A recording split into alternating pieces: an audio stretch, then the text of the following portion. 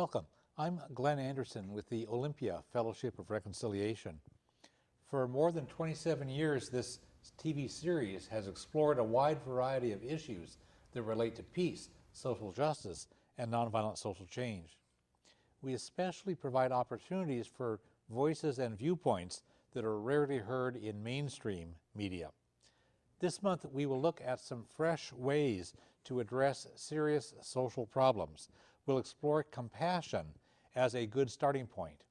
This includes profoundly listening to the people who are hurting or in need. This month's TV program focuses on a growing grassroots movement for applying compassion for a wide range of social problems. Buckminster Fuller once said, "You never change things by fighting the existing reality. To change something, build a new model that makes the existing models obsolete." During this hour, we'll explore new models based on compassion. We have 4 guests to help us explore this topic. John Hale is the Executive Director of Compassionate Seattle, and he also collaborates a lot with the national and international levels of this growing movement for compassion. Stephanie Lane had a very rough youth, but turned her life around. Now she has a master's degree in social work.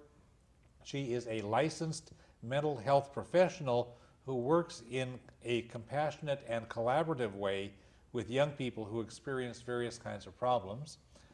Lisa Sterling has worked with Compassionate Seattle, especially regarding health and wellness and several other aspects, partly based on personal experience, and she also has served on boards of several national nonprofit organizations.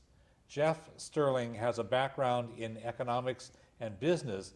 He also participated in the Occupy movement and is working to offer compassionate alternatives to the dominant economic system. So welcome to all of you. Thank you. I'm glad you're here. Thank you. We will have fun exploring some fresh territory. John, can you tell us something about how this compassionate movement started, beginning in 2008 when the Dalai Lama visited Seattle and the Seeds of Compassion activities? Be happy to. In 2008, a fledgling effort of compassion brought the Dalai Lama and Archbishop Desmond Tutu and a number of other luminary religious and spiritual leaders to Seattle for a 5-day program of Seeds of Compassion. 154,000 people turned out over those 5 days to learn and share their passion for a compassionate world. Mm-hmm. And the part of that sort of anticipated that something would grow from that? It's an interesting question because so much effort went into planning that 5-day program that there was not an action plan following that. But what happened was those of us that were involved in planning the event knew that it was not about the event, but rather about what would come later. And as a result, many different organizations have flourished over the last 6 years. One of the people who participated in a more recent event and was sort of guiding the thinking is a woman named Karen Armstrong. She's well known among some people as a former nun and somebody who has a strong spiritual sense and a practical aspects of that as well. Tell us something about who Karen Armstrong was, and we'll talk about her involvement a bit later. Karen is really rather significant in terms of the compassion movement. In 2008, about the same time that the Dalai Lama came here, she was awarded a TED Prize as an outstanding contribution in technology, education, and design. And for that, she received $100,000 to make her dream come true. And her dream was that the world would be a better place if religions were to put compassion back into the center of their activities and from there activate the world. And so she conceived of a charter for compassion based on the Golden Rule and enlisted members of all world religions from all over the world to co-create that Charter for Compassion.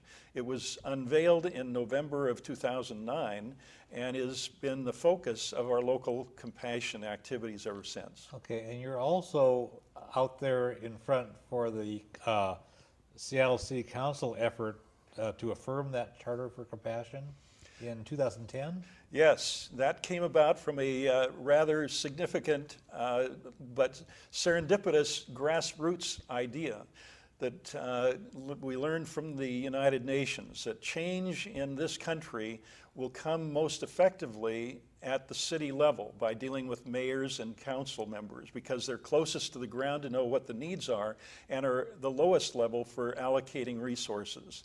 So what we did was challenge the city council to proclaim its affirmation of the Charter for Compassion if we could get 1,000 people in the city to affirm the the charter first. We were able to get 1,115 signatures, and as a result, the city council in April of 2010 proclaimed a compassion commitment and a commitment to a 10-year campaign to becoming compassionate. No, Seattle was the first city to do this? It was. Is that right?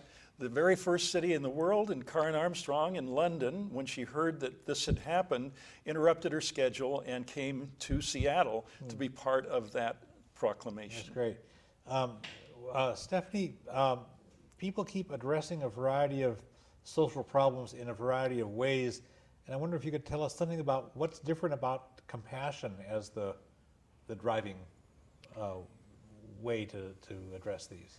Well, I've been working in the system, quote unquote, for about 15 years. And as a therapist and as a bureaucrat, we tend to, instead of, when something doesn't work, when an intervention doesn't work, we tend to throw more of that intervention instead of a different intervention into the family, youth, adult, anybody who's involved in the systems. We call it system of care. Compassion is a way of stepping back and saying, meeting people where they're at, being strength-based, being culturally and linguistically competent, and being uncomfortable. Because if something's wrong with you and it makes me uncomfortable, as a society, we want to fix that. I need to be okay that you're not okay, and that's compassion. And then together, we can figure out what's going to work for you. Not what works for me as a bureaucrat, not what works for me as a clinical director or as a researcher, but what works for you and how can I assist you in getting there in a compassionate, strength-based, and dare I say it, loving way. Because loving and compassion is not clinical. Yeah. And we want to move away from clinical and more towards reality and what really works. Yeah, and we'll be looking at more of this during the hour. Absolutely, it's very exciting. Yeah. Lisa and Jeff, when you folks worked toward a major conference that was held in Seattle on March 14th of 2014, you took seriously Karen Armstrong's approach, including her statement that compassionate cities are uncomfortable cities. Now, Stephanie's already urged us to become uncomfortable, or to at least put ourselves out there for people who are already suffering or in need or hurting in some way. Tell us more about the Karen Armstrong's approach that compassionate cities are uncomfortable cities. Well, we were fortunate enough to be able to spend a little bit of time one-on-one and in a small group with Karen and really get a feel for what she was saying in terms of uncomfortable cities, that you needed to be uncomfortable in order to find that compassion. And one thing that she said was that when she talks about compassionate cities, the last thing she wants is for people to envision a city where everyone's walking around hugging each other and smiling. Lovey-dovey is what she said. I don't anticipate it being lovey-dovey cities. She said, but it's a city where people look at the discomforts, that people look honestly at what's causing pain and suffering, and from that approach, embrace compassion to create change and a new way of doing things. Yeah, she also mentioned that in a city like Seattle, it's, comparatively speaking, a very comfortable city. And that as you're in that place, you have to also remember in the rest of the world that you're impacting how other people's lives are, and you have to hold a space for places that are less affluent. Yeah, Seattle took the lead, as you said, in pushing for this. It would be nice here in Thurston County or in other communities where people are watching this to look at how they can replicate Seattle's example in Olympia, or our programs also air in Salem, Oregon, because one of our people puts it on the community access station there, and then people can watch it elsewhere through websites. This would be fun to see how people in different communities can replicate this. And I'd like to say that TCTV embodies compassion. TCTV is one of the best examples that I can think of grassroots community, just putting it out there, meeting people where they're at, and serving the public in a way that might make them feel a little bit uncomfortable or make them look at things in a different way. And so thank you, and thank you to TCTV for having us. Well, I mean, we're all volunteers here, Yeah. but we've appreciated TCTV. One of the aspects of this is how important it is for people to be able to tell their own stories. And this is coming from the things that you've been saying. Could somebody comment on anything further about the importance of people being able to tell their own stories and be really genuinely listened to? One of the things that went into the design of the conference that we just held last Friday, March 14th. March 14th, Yeah. was the reset on issues of justice. There are so many issues that we can see injustice and want to make a change for the different world, but the recommendation here was, let's start with the people that are most affected by the inequities, and hear in their words what their lives are, what is their story, and what are the needs that are embedded in those. And that's kind of the place to start in terms of rallying for justice work. Yeah, we'll talk in just a couple of minutes about the 6 different issue-based constellations and what you all did on the 14th of March of 2014. But this thing about people being able to tell their stories, we have an example here because Stephanie has her own story before you became a professional in the mental health field with a Master of Social Work degree. You had a rough youth. I did. Can you tell us something about that? I did. Well, first of all, I think that the beauty of the story is that if it's a real story from the heart, we work with youth who are youth at risk. We don't like to use labels, but they experience homelessness, they experience chemical dependency, they experience mental illness, and our youth, the ones that we work with Youth in Action, fall through the cracks of the system. And we only get to less than probably 1/10% of the youth that are in Washington State with our organization. And what a compassionately told story does, not only does it make a person feel uncomfortable, but it provides hope and it provides a spark. And I believe that stories begin the tornado of compassion, you know. And so from where I come from, I was homeless in my 20s. I was kicked out of school when I was 12 years old. I tried to kill myself 4 times. I was really told that I would probably sit in a corner and do macaroni art, and maybe if I was lucky, be able to spell my own name. And that just wasn't the case. And that wasn't because the system helped me, although the system in ways can be helpful. It's because one person provided me with compassion. One person took the time to look me in the eyes and say, there's nothing that you have done, there's nothing that you will ever do that will put out your spark. Your spark is there. It might not be a flame right now, but you still have the spark. And at that time when that individual spoke to me, I could not even see a spark inside myself, let alone see the light or any compassion in anybody else. So that person gave me hope, and even when I couldn't feel that hope, they held my hope. I have a friend named Mary Jadwiziak, and her whole entire business is about hope. And she in all of her training, she says, if you can't feel hopeful right now, that's okay. I'll hold your hope for you, and then I'll give it back when you're ready. And I think that embodies compassion. You know, it's uncomfortable. It's the stories, being cold, being wet, not being hungry. You know, there are very, very hungry people in this world, no matter if there's missions. There's people who are homeless that can't be in a shelter because they might have a mental health diagnosis of claustrophobia. They might have a background that isn't conducive to the shelter that they want to get into. And they have no choice than to be on the street, you know. And so when I walk by somebody who's on a cardboard and in one of those wet, drenched wool blankets that the Salvation Army gives out, do I walk by and put a blinder on? Do I walk by and go, oh, that makes me feel really uncomfortable? Or do I stop and say, is there anything I can do for you? Is there anything that you need? Do I take that extra step even though it might be a risk to me or uncomfortable? Or even if I don't feel safe, is there another avenue that I can act on? We're a society frozen by apathy, and we need to melt that apathy with compassion. Yeah, and your own story that you shared shows with a data point of one piece of data. You know, here's one person who gets it and who's lived through it. Absolutely. And there are more folks around who would have their own stories, and we need to be hearing these. Absolutely.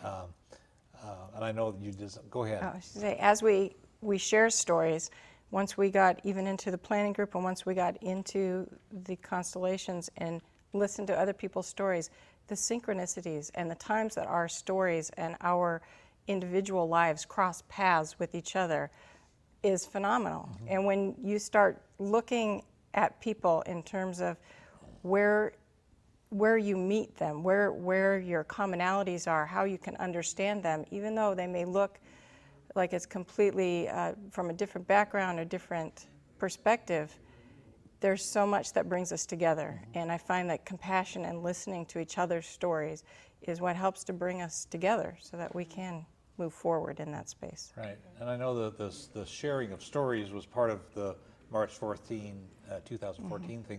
I want to just put in the plug for the Compassionate Seattle website. You've got www.compassionateseattle.home, but it's going to go back to the original one, www.compassionateseattle.org. Correct. And but presumably there'd be a link on one pointing to the other. All of you worked to accomplish this really great conference you held in Seattle on March 14, 2014. Could we add anything else about what you were trying to accomplish? You had 6 constellations, 6 issue clusters, constellations you called them, and engaged people to participate. And one of you said that the people attending the conference sort of broke down into about roughly an equal number of people in each of these. You had how many people overall attend this? About 320. That's amazing. And how did these constellations function, these issue-based constellations? I can speak for, in general, and then for the health and wellness. Basically, we got a group of people together who had an interest in health and wellness, for instance, from all sides of the question. We had patients, caregivers, physicians, and bringing us together initially was the storytelling and listening to each other. We got into a space in a big circle because we had 50 people in the health and wellness constellation, and listened to the stories. The question was, what do you find uncomfortable about health and wellness? What are the uncomfortable issues? What is it that your story can contribute to the whole? And we listened and really listened. And it was amazing to see, volunteers and retired physicians and nurses and patients and caregivers talking on as peers to each other and listening to each other, really. And then from there going forward and saying, okay, we've looked at these issues, how do we kind of prioritize these and identify these, and then what do we do about them? And having people in small groups, our group broke into groups of about 4 to 8 around then the issues that were uncovered and came up with some solutions. What are the next steps? What are we going to do? And everybody had a voice. And everybody made a commitment at the end and left excited and ready for the next steps. And that was phenomenal. So that was one constellation on health and wellness. You also had one on homelessness and housing, at-risk youth that you were involved with, compassionate education, economic justice that you were involved with, and alternative economy environment. Yeah, there was when we began the planning, it was somewhat interesting. Lisa and I got invited in on the second planning session, and we were just exposed at the time to what had been going on with the uncomfortable things having to do with homelessness and having to do with youth at risk. And when I was sitting there, I was thinking to myself that part of the issue here is that the uncomfortable truth about our current economy is that it's not compassionate, and it creates a lot of problems for people because it's not designed in a way that really, where the economy is designed for sharing of resources. It's really designed the way it is now to kind of tip the balance, I think, a little bit in favor of the people that are wealthy. Maybe tilted a little bit more than Very diplomatic, Jeff. Yeah, and so I said that we can work on these problems. They're important issues, but unless we address the issue of the economy as having to change, unless we just want to go along the way things are, and so that's how we wound up with the alternative economy. And Michael Ramos, who is with the Church Council, did a wonderful job with economic justice, and we had been at a point where we were going to combine forces, and they're both linked, but having the discussion having to do with the minimum wage and social justice, it can be important on itself, and the alternative economy can be kind of a large issue. So, yeah, we had Michael Ramos as a guest on this program a number of years ago about economic justice. Might have been dealt with minimum wage or working poor or something. He has a long background. He's really good. Yeah, he did a great job. You've got follow-up that's underway from that March 14, 2004 conference. What's happening? How are people moving ahead? One of the design features for this conference was to try to make it different from the normal conference where people go, get inspired, meet new people, and then go back to the day job. And so, as Lisa mentioned, part of the process of this conference was not only to hear other people's stories and kind of sort out possible solutions, but actually make a commitment to take action.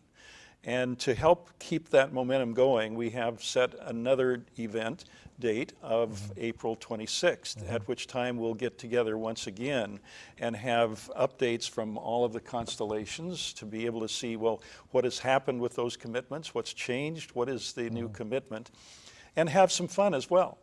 And then we're looking at a roadmap that will take us through 6 months of regular activities for all constellations.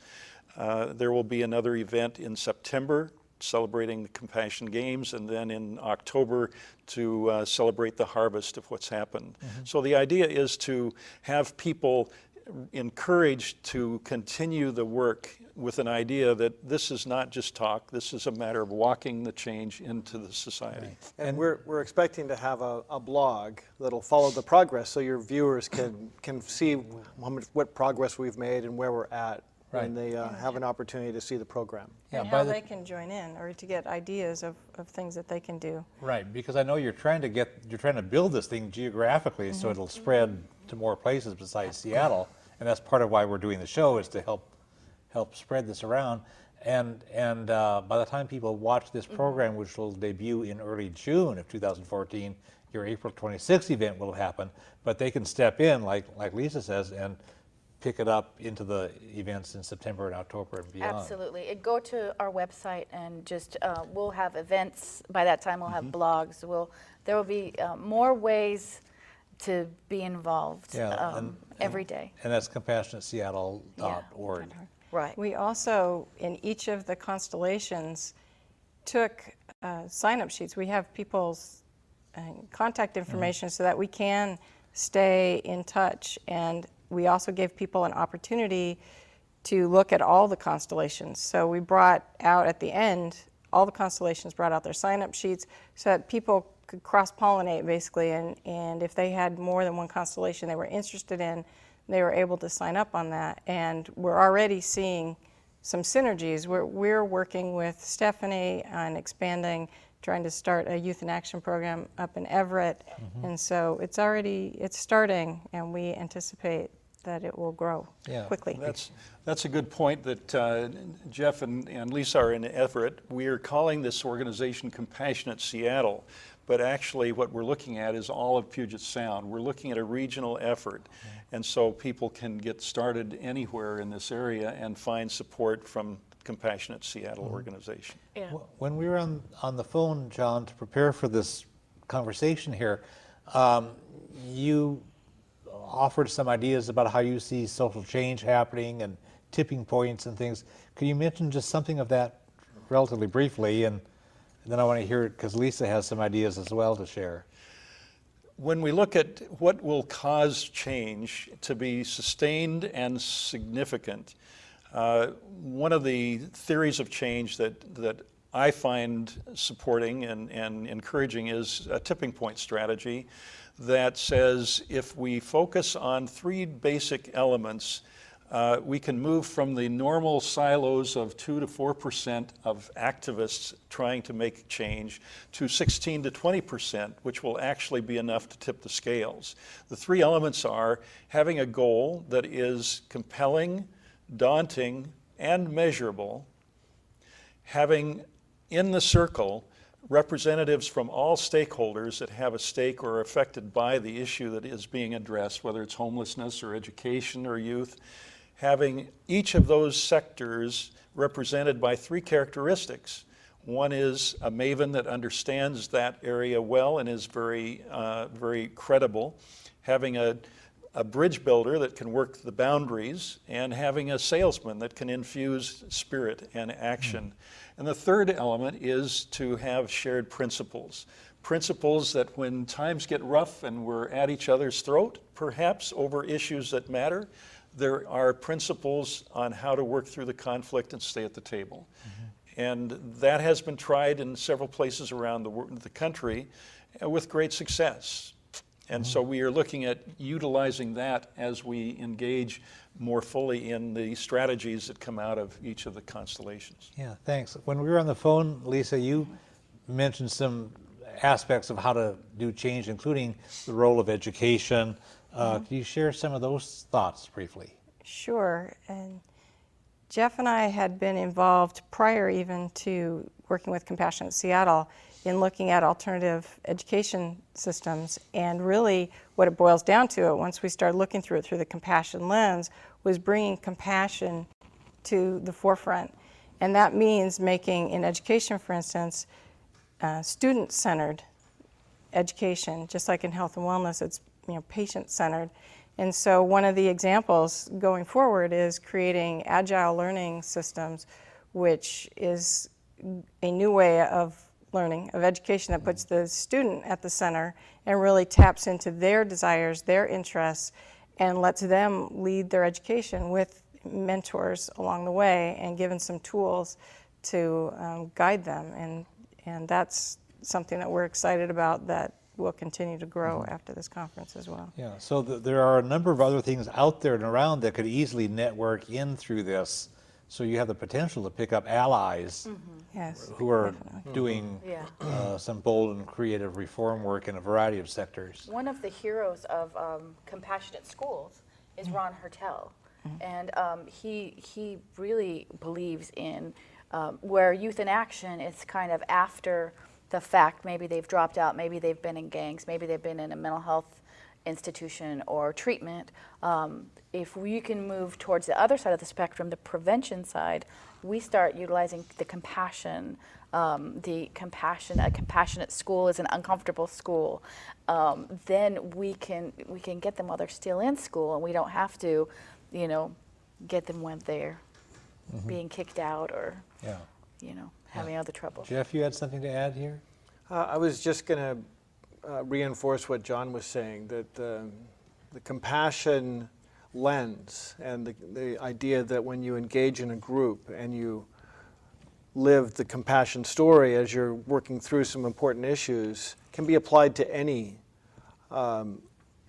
group that's moving in a direction, and it gives them, I think it can reinforce the good energies and not get into, many times you get into a group where there's a lot of the internal conflicts and the egos that come to the table. And when you talk in a compassionate way and you're working through in a compassionate manner, then it should be the opposite, that you're going to give the other person their space and you're going to listen to them compassionately and try to find a way to come together and move forward. And go right ahead. But I might say that after 6 years being in this compassion movement, since the Seeds of Compassion, living compassionately is not easy. And in our boards, as we were trying to explore next steps, we had in the first 2 years no fewer than 4 major events that really threatened to kind of sideline our momentum. But we had a practice, and we stayed and we worked through it. And for me, it was the most profound experience of really being able to recognize how difficult it is to walk the talk. And we can't really profess it if we haven't really been tested. Yeah. And I want to say that sometimes being compassionate means saying no.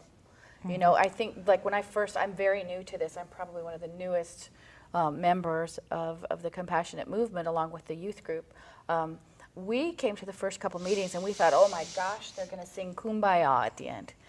They're going to make us hold hands and it wasn't that way at all. But some of the jargon seems rather liberal when in reality, everybody is welcome at the table. No matter where you're at on a political spectrum, no matter where you're at on a recovery spectrum, you are welcome here. And it's about being uncomfortable. It's about me getting out of my comfort zone and going and walking a mile in your shoes. And it's for everybody. Yeah. But adding to that, in the midst of the conference, or when everybody comes to the table with compassion, even though it's uncomfortable issues and where you're meeting each other where each person is, the sense during that gathering on the 14th was one, to me, of compassion. It was an open, sharing, caring, people offering and people asking, which is often very difficult to do in situations. And that gave me hope. And you talked about how important hope is, but having a conference come together with a very limited time frame with a bunch of moving parts at the end, and as we were going through choreographing events right up until they were on the stage, everybody gave and took what they needed with a sense of openness and sharing. And to me, that's the hope for going forward, that we experienced it and it was a nice taste to take forward. Yeah, it's good to practice something that you got it now on your track record. So it's like once something has actually happened, then you know it's possible. And otherwise, it's sort of like a theoretical out there. I want to check in with you, Jeff, about alternative economics. Could you share something of your own personal story? You had a background in economics and business, and you're not where a typical economics and business kind of person is now. Tell us something of your story and Yeah. Well, I'll try to make it fairly quick. And yeah, we need that. We need some brevity, but there's so much. We've got so many things we could do. I went to my undergraduate work was at the Wharton School of Finance and Commerce. So I used to joke about it being the West Point of capitalism. And rather than interviewing, right, to go to Wall Street, I wound up living in Jackson Hole, Wyoming, and forgetting about my degree for a while, and learning how to be a human being amongst other people who just wanted to work and play. I spent some time in the energy business, and I found that we were creating something really new many years ago, back in the 70s and the 80s with the anti-nuclear movement, a lot of other stuff. Unfortunately, everything kind of got turned around again, where, the nuclear part was going, and then we came in with the energy efficiency stuff, but then the momentum dissipated. And I found the same thing happen when I was doing the internet. And there was another bubble. And the youthful force came in and they created something very important that we all kind of enjoy now, which is the internet. But eventually the other side, if you want to call it that, the money side, came back and took it and changed it. And it's changing it today. So I guess on some level, I've lived the alternative economy my whole life and found it that you kind of take it, one way it goes this way because it's new and happening, and then it goes the other way when the guys with all the money figure out there's something that you need to take back. But I think we've reached a point now after the housing bubble and how the banking system's able to basically create kind of fake money and find ways to take people's real property away from them, that we're at a point where people are willing to look at new alternatives. And to me, what I've found that's changed is this whole thing about compassion and how important it is to not be angry about the other side, or whatever you want to call it. There's just got to be better ways for us to learn how to live together so that we don't wind up in another one of those cycles. Yeah. And you read David Corton's book, The Great Turning, and Yes. that Yes, I had an opportunity to meet him in Boise, Idaho in Yeah. 2006, and it was one of those times where you really kind of go, oh, okay. Yeah, and then you participated in Occupy Yes, I at was. Zuccotti Park in New York. Yes, and it was a very wonderful experience in a lot of ways. There was actually a conference leading into it where just down the street. It was called Contact Con. And a lot of people there were talking about how to rebuild the internet in a decentralized fashion where it can't be taken down because of the Arab Spring and a lot of issues like that. And at the same time, there were a lot of breakout groups. And one of the breakout groups was alternative economies. And they held a meeting down the street from Zuccotti Park, and Charles Eisenstein was there from Sacred Economics, and Arthur Brock was there, who at the time he was talking about metacurrency, but we're also working with Arthur on the Agile Learning Centers. So there's a lot of energy, and in terms of the Sacred Economics, what Charles was saying is that over time, when as the economy we're living in needs to expand, because it has to expand or else it'll die because it lives on debt, it continues to commodify things and take things away from us that we're used to having in the sense of family and that what he calls the gift economy. And over time, it's just been eroded to a point where we've kind of lost our sense of community. And so it's... The Sacred Economics is a book that you can download on a chapter-by-chapter basis from the internet. Yeah, I believe it is available. I did that, and I read, I don't think I got through all of it, but I downloaded a number of chapters and read them, and it was interesting, fresh stuff. It's well worth reading because it tries to put a fresh, humane take on how to do economics. Yeah, Charles is a wonderful human being, and he tries to live it. Yeah, so people can do that at www.sacred-economics.com. And I should go back and finish reading that. I want to talk about the group that you're with, the Youth in Action. You told me that the official system that deals with young people is not based on compassion, which is no surprise to anybody who's encountered that system. Your professional experience has shown you that compassion is a way better approach for dealing with young people who are having troubles. Tell us about what Youth in Action does. It's youth and then the letter N, action. That's right. Tell us, and the website is youthnAction.org. Right. Tell us about that group. Okay, well, first of all, I have to give a shout out to Tamara Johnson, who is the director of Youth in Action, and she couldn't be here tonight, so I'm here in her place. Normally she would be here. It's her daughter's birthday today, but she was she's a perfect example of what Youth in Action does. Tamara, her story's been, in the Seattle Times and published all over, and she travels all over the country talking about Youth in Action. I'm a co-founder of Youth in Action with Dr. Charlie Huffine and Catherine Follett. We started it in 1999, and I ran it for 7 years, and then I was recruited to do a different job, and Tamara happened to be a youth leader at that time. And about 2 or 3 years before that, she was dealing drugs. She was in a gang. She had a very severe anger problem. And through Youth in Action, through basically trauma-informed care and the philosophy, we didn't even know we were compassionate at the time. Like, this is so great because we were working with the theory of Hawkins and Catalano's risk and protective factors and ACEs, the adverse childhood experiences. And what our goal was to be a part of a continuum of care for youth and families who are involved in the wraparound system. And so what we found was that young people and families were really well supported with formal supports in the very beginning of their treatment. And as they started getting better and didn't need the formal supports anymore, they weren't in school sometimes. Sometimes they were in juvenile detention, and they weren't able to keep up with their peers. And so they were released from formal supports like, treatment or juvenile detention, or even any kind of formal support you can think of, the education system. They'd fall behind.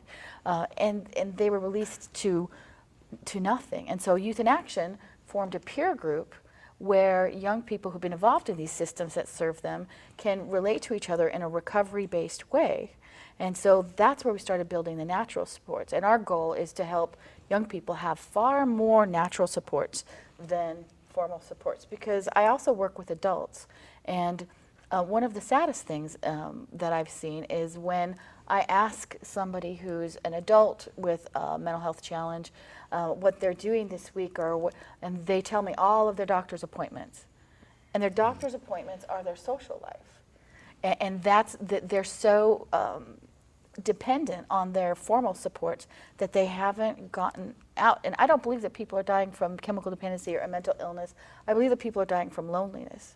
And I believe just an ounce of compassion. If you can ask somebody how they're doing that you wouldn't normally ask. If you could visit somebody and bring them dinner that you normally wouldn't visit. Even people who are older, young people. There's so many small ways that you can demonstrate compassion that will exponentially affect another human being's life. So you do peer support. Yes. Tell us what the concept of peer support is, and then how you operationalize that. How does that actually work? Absolutely. Peer support was developed in Georgia out of a need for more natural supports, right? So we know that the mental health system is broken, and that we've tried many, many ways to fix it. I was on the Mental Health Transformation Grant staff out of the Office of the Governor under Christine Gregoire, and we had millions of dollars to try and fix the system, and we moved towards it. But what I see is that peer support is the answer. I believe that peer support is the answer. And peer support is one person with lived experience helping another person who's going through what they've gone through. So in my case, having a diagnosis of bipolar disorder and internalizing that diagnosis and thinking that I would never get better, which I have, I started to become dependent on the system. And so I went a very different way than people today can go. So peer support in the state of Washington, and I have to really give a lot of credit to Beverly Miller, Bonnie Staples, and DSHS. It's something that DSHS is doing well and is doing right. And it comes out of the Division of Behavioral Health and Recovery Services.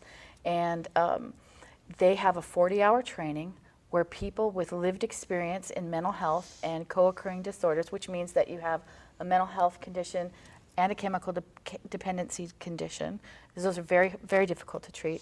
You have been in recovery for a certain number of years or a certain amount of time, and you fill out an application, and then you go to this 40-hour training, and then you take an exam that demonstrates your competency in advocacy, in ethics and boundaries, in the mental health system. It's a variety. You saw how big the manual was. Yeah, I And- printed out it Yeah. practically this thick. Yeah. So imagine, we all agree that 40 hours is probably not enough time to do this. But then you can work once you pass the test, and you have to have a certain a score to pass the test. You become eligible to be hired by a community mental health agency, and you, as a certified peer counselor, can be your work can be reimbursed by Medicaid. And so it's phenomenal. People who are on Social Security can earn up to like $900 to $1,000 a month extra without losing benefits, without losing any of their cash benefits or their medical benefits. So like on Social Security disability, you mean? Right, So- right. Thank you, on Social Security disability. And so it really is a way, on one hand, to take people out of poverty. $500 extra a month or $900 extra a that's month big. is huge. And also, it's a way for therapists to be able to do their job. Right now, therapists are really dealing with Maslow's hierarchy of needs. They're dealing with people who are hungry, people who are cold, families who don't have ovens. Basic survival things. Basic survival. And so Yeah. a certified peer counselor can help with that advocacy. Say, just for example, a certified peer counselor could meet with the peer an hour before they're going into therapy. When their basic needs have been addressed and the advocacy needs have been addressed, the therapist can actually do therapy. They can actually do a therapeutic intervention. And it's huge. It's cost savings, and we're studying it right now at Washington State University, where I work. And I have to say that Thurston County has an excellent example of certified peer counseling, which is in Capital Recovery Center, and the executive director is Heather Moore. And so if you're interested, definitely get a hold of Heather, and I know that she'd be happy to talk to you. And also in Spokane, in Passages, Becky Bates is the executive director, and they utilize the concept fully within their entire community mental health agency of peer support. And it's phenomenal. Yeah. I want to thank you for all of that. I want to just add a couple more things, and then Okay. move on to another. One is that when we were on the phone talking to prepare for the program, you mentioned how compassion is a much better way of dealing with young people who are having trouble than the moral judgment approach or the heavy-handed control kind of thing. So it's just a very liberating model. And the other is you said that we have to think of this as a civil rights issue. Absolutely. Which is a whole different way than the usual thing. And I know you have some other insights into what young folks need, and we have kind of a tight time frame to cover a little bit of this, and I want to move on. You had some other insights into what younger folks need, including kids that are younger than the age group Right. that Stephanie deals with. Well, some of the things that Stephanie's talking about in the ACEs program, the Adverse Childhood Experiences, there were studies done in the 90s by Kaiser Permanente, I think, that show the dramatic impact of adverse childhood experiences on future development, on health, on their ability to hold a job, et cetera. And so some of the things that we're looking at that have already started to come to the surface just since the March 14th conference are things such as creating classes teaching expectant mothers and expectant parents such things as stress relief and breathing and calming themselves and how to soothe an infant. And next steps to that may be actually creating education programs and encouraging expectant parents to be a part of that. Another thing that we're looking at already is creating books and children's books so that parents can read to their children, and it may have to do with such things as taking care of yourself and breathing and enjoying the day and smiling and sharing kind words. And so there are a lot of things such as that we can do from the get-go. Yeah. I know there's a tiny state agency that's done really excellent research on exactly what you're talking about, the Washington State Institute for Public Policy. It's www.wsipp.wa.gov. And they really do excellent, and they prove the cost effectiveness of this kind of thing. So it's just really powerful stuff. taking off on this kind of sense of how you want to apply compassion to different sectors of society, we've done programs in the past here on this series where I've asked guests, like, suppose we had a nonviolent economy. What would a nonviolent economy be like? Or suppose we had a nonviolent educational system. What would that be like? Nonviolent mental health system. Yeah, I mean, that's coming at it from the standpoint of nonviolence, which is where the Fellowship of Reconciliation comes from. But compassion is a perfectly interchangeable word if you want to provoke creative thinking. And so think, what would a compassionate, and you just name whatever sector of society, be like? And it'd be a fun thing to play with. Get together with some friends and spend an evening playing that through. Yeah, Right. and that's the beauty of the compassionate theory. And we're all mentioning names that probably you guys out there in TV world don't know, but just imagine thousands and thousands and thousands of people behind us actually living this concept of compassion every day. We're just lucky enough to be here today, but we're representative of thousands of people that live this every day. Yeah. When we were preparing for the program, a couple of you talked about the role of the Golden Rule. And I know I've seen listings of the Golden Rule expressed from, I think, 13, 14, 15 different religions, cultures, oral traditions, whatever. It's the same principle, the Golden Rule, that, treat other people the way you'd like to be treated, with that level of dignity and respect. And that's part of what you're up to. Do you have something to say about that specifically? I do. In listening to Karen Armstrong talk, I think that was the heart of what she had to say. And in preparing for this discussion here, I went and approached several people who had been at the conference and participated in this. And in particular, I spoke with our 14-year-old son, Tom, and said, okay, Tom, what is it? What did you get out of this conference? And at 14, he said, well, I learned that it's important to live by the Golden Rule and to treat people the way that I'd like to be treated, with that respect. But I also learned that I've got to do it, Mom. You can't just talk about it. People like to talk about it, but we all have to do it in order for it to work. And to me, that was phenomenal. Yeah. If a 14-year-old picked that up, then I'm so excited about how many other people that impacted, and when they go home and live that in their lives, how many more people will be impacted by the Golden Rule. Yeah. I want to, Stephanie, check in with you about restorative justice, which is another thing. We've done TV programs in our series before about restorative justice. Can you give us just a quick thumbnail sketch, because we're running Absolutely. tight on time? Well, John and I discussed it. So John's going to talk about restorative justice, the concept, and I'm going to tell you a little bit about what we do in Youth in Action to utilize that concept. And if we can keep it pretty brief, that's what we need to do. Okay. If you look at a contentious situation where people are not really listening to each other and are feeling really disavowed or discredited, restorative justice is a process of putting into circle a conversation where the truth can come out and where there is support for all voices. It's a safe space, but it's one that calls for truth to be said and to be heard. And by hearing it, people's behavior tends to change, and we get to a better understanding of the issue. And so we've had some trouble with the police and youth of color in our group. And what we've done is some donut dialogues. And so where we have had officers from Seattle Police Department, King County Police Department, Thurston Police Department, in different areas of the state come together and have very compassionate dialogues with each other, and leaving their baggage at the door and coming in with a clean slate, being ready. Not only, it's one thing to communicate compassionately, it's an entirely different thing to listen compassionately.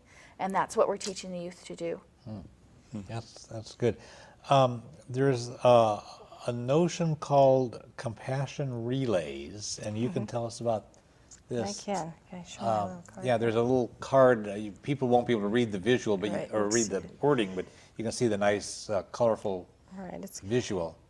The idea with the compassion relays is that we wanted to break compassion down into something simple that anybody could do every day, and it's taking a look at the everyday acts of compassion. And so by accepting the torch of the compassion relays, what you are agreeing to do is to, for 1 week at a minimum, but for 1 week, promise to take a look at the compassionate acts that affect your day. It could be something that you do, something that someone does for you, but to look at compassion for yourself, for others, and for the earth. And then to share that out, to post it on the website at thecompassiongames.org, and to invite at least one other person to pick up the torch and carry it. And so one of the challenges might be for everybody watching this show to pick up the torch of compassion and to share that out and to see what compassionate acts are taking place already and what people can bring to it. So that's an easy, hands-on way that people can bring that light and fire of compassion to their lives and to share it out. Yeah, thank you. Yeah, I appreciate how the work that you've been doing, the conference you've held in March and the other things you're doing are not just, like you said, you go there and talk about stuff and then leave it, but things that you actually practice. So that's really good. I know there are plans for, as we said, moving ahead. You've got the April 26th event. You've got events in September and October, and it's spreading not only into the future, but also geographically from Seattle and Atlanta and a number of other cities. I saw a listing of a number of cities involved with this, and so it's spreading in other countries as well. It's all over the world. So it's a happening thing. So I want to thank John and Stephanie and Lisa and Jeff. We want to invite people to look for sources of information. There are a number of websites that you can check for information, and they include www.compassionateseattle.org, compassiongames.org, charterforcompassion.org, youthiнаction.org, sacred-economics.com, and then the research at wsipp.wa.gov. During the program's 27-year history, we've explored ways to promote nonviolent social change. This is another approach that uses compassion as the basis for a much improved society and also how to go about making the change using compassion. The Dalai Lama said, compassion is the radicalism of this age, and it would be great to build a new system based on compassion. Let's do that. Building new systems would require ways to include people who've been left out or people who've been devalued. This requires good listening and compassionate hearts, and the results will be much more practical and workable than the dysfunctional systems that we have now. I appreciate Karen Armstrong's observation that compassionate cities are uncomfortable cities, and it reminds me of what Alexander Solzhenitsyn said, "We do not err because truth is difficult to see, it is visible at a glance. We err because this is more comfortable." So let's get with that. You can get a lot of information from the Olympia Fellowship of Reconciliation at www.olympiafor.org or 360-491-9093. We are all one human family. We all share one planet. We can create a better world, but we all have to work at it. And the world needs exactly what you have to offer. Thanks.